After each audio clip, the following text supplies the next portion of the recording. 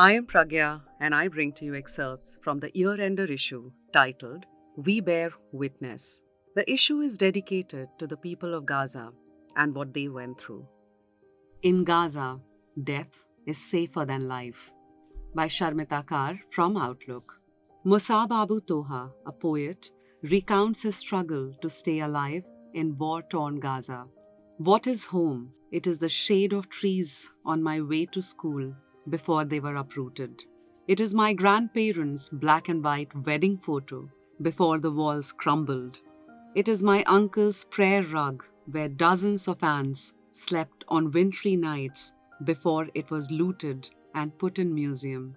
It is the oven my mother used to bake bread and roast chicken before a bomb reduced our house to ashes.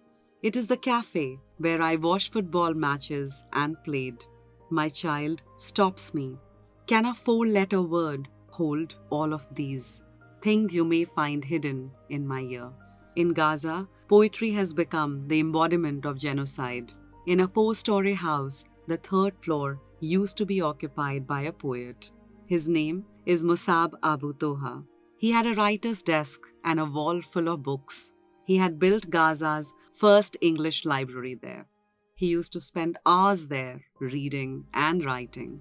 Now all that remains of Abu Toha's house is rubble. A few torn pages and memories of the touch. I just don't see my books, the ones I brought with me each time I returned from the US. I do not see my writing desk, nor my children's beds, not my and my wife's beautiful clothes and shoes, Toha said as he shared a photo of the rubble on his social media account on October 29th. Toha received the news of his fallen house a day late when the internet came back. He had already escaped with his family to another location when the airstrikes hit the building.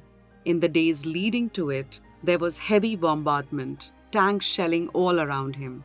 Children were screaming and it was dark except for the light of the explosions. The Israeli military had, on October 12th, ordered people in northern Gaza to evacuate and move to the south. This required the evacuation of 1.1 million people at once. The UN had already deemed it impossible, but the Israeli troops were relentless.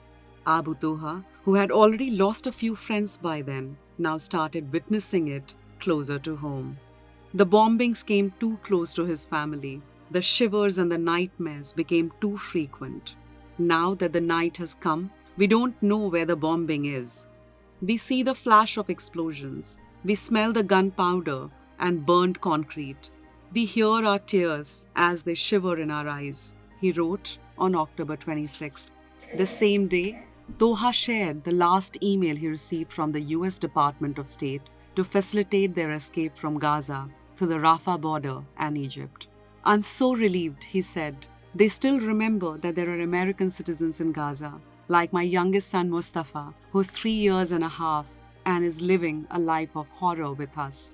I'm proud to be orange, Palestinian, but Israel, and with the American administration supporting it in all ways thinkable, has turned our night sky into an orange hell, Toha said. Toha and his family, promised by the US Department that they would be taken care, kept moving from one area to another, thinking one was safer than the other. But the bombings followed them everywhere. The bombing in Zabalia camp was just 70 meters away from us. A whole neighborhood was wiped out. I tried to help, but the massacre was big. I need help, he wrote on November 1st.